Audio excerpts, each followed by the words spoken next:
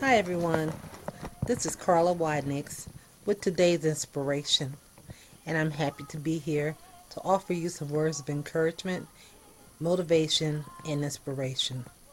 And I'm going to tell you where I'm getting my inspiration from today.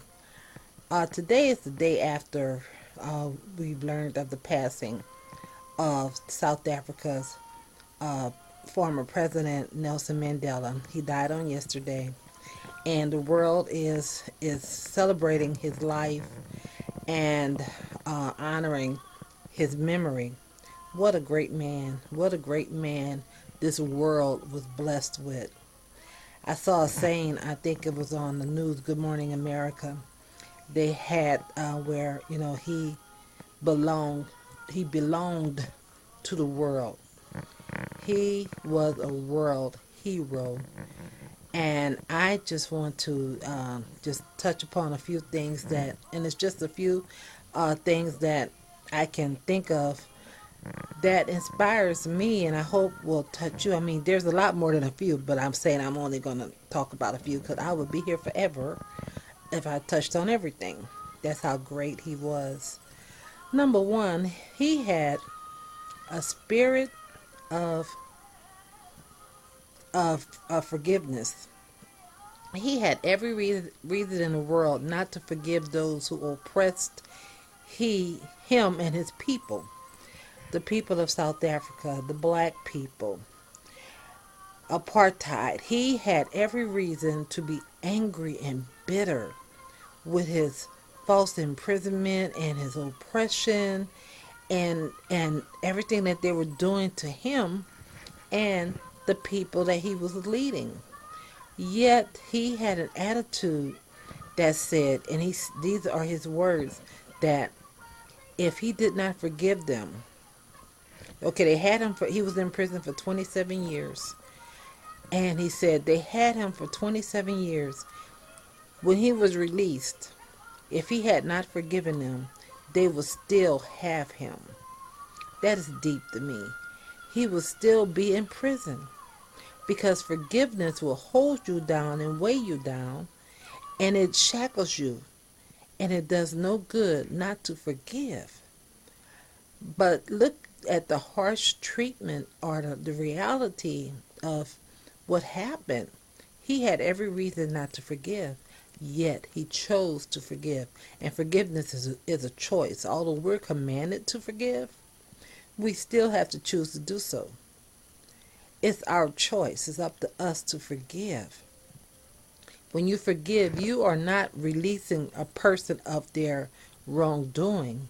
You're releasing the power that they have over you.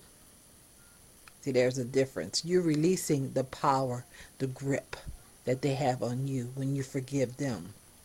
Okay, he also had the attitude of, I love this. This is very smart to me, very wise. He learned to speak in their language. He learned their language so that he could communicate with them on their level so that they could understand him and he could understand them, and they grew to respect him. When I think about and hear about all of the things that he went through, especially in prison, I think about Joseph in the Bible. He was highly favored in prison. In prison, he was elevated in prison. He was revered in prison because he had the attitude of graciousness. He had the attitude of Christ. Joseph could have been very angry as well because he was wrongly and falsely accused, and he was in prison for the wrong reason. And then even when he was elevated and released from prison, he was falsely accused by the king's wife. I mean, he could have been very bitter, but he chose not to. Again, it was a choice. The same with Nelson Mandela. He chose not to be bitter, not to hold that against people, but he was gracious. And again, he spoke respectfully. He learned. He got to understand them, and they understood him. He didn't look down on them, and he didn't let them look down on him either. He man to man, eye to eye. That's my interpretation of it. But he was gracious with it. He spoke so he could be understood and so that they could understand him. He could understand them as well. He learned the language. So that's the lesson right there. Sometimes we have to meet a person where they are. We have to get on their level. We have to reach them where they are. Talk to them in a way that they will understand. You can still be dignified and respectful, but get to learn that language, their language, whatever it is. Learn how to communicate with them. Okay, and he was a servant leader. This is my last point. He was a servant leader. Now, he could have been released from prison several times, I understand, but he chose not to because he didn't want the people, his comrades, who were also in prison with him, to be left behind. He was not going to be released, and they were left behind when they were in there for the same reason. He was their leader, and he could have just said, "Oh, forget about them. I'm getting out of here." But he did not. He served them, but he did so with a servant's. He led them, but he did so with a servant's heart. And then when he was released, he was still a good servant. He was a leader, but he served the people. Again, that's the attitude and the heart of Jesus Christ. And this is how we are all supposed to be. We're supposed to have that same attitude, to lead, but to serve. Not to desire to be worshipped. Too many leaders want people to just drop at their feet and to just, this is, to wait on them. Jesus Christ himself said that, he came to serve. He came to serve. Yet he was the Savior. But he came to serve.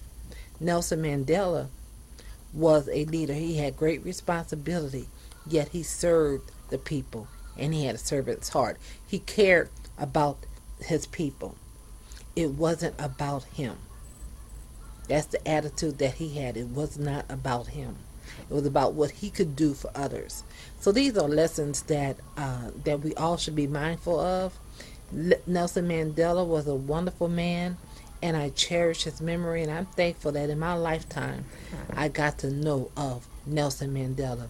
What a blessing. I pray for his family at this time. He was 95 years old. At his passing, how many people lived that long? And 1/3 of his life was in prison. But yet, here's another lesson. 1/3 of his life was in prison, but yet he still served out his purpose. He still lived his purpose. He carried out his assignment for what he was born to do. So being in prison was not even an excuse. It doesn't matter how old you are. When he got out, he was 72 years old. He became a president, not long after that. But how many people start working at 72 years old? 72 years. I'm 52 and I feel like I'm 82. I cannot imagine just starting out or just starting such a tremendous job as being a president of a country at 72 years old. But he did. And he did it well. So that's a lesson for all of us. You're never too old. And you can always do, as long as you're living, you can do what you were called to do. God bless you again. This is Carla Widenix with today's inspiration.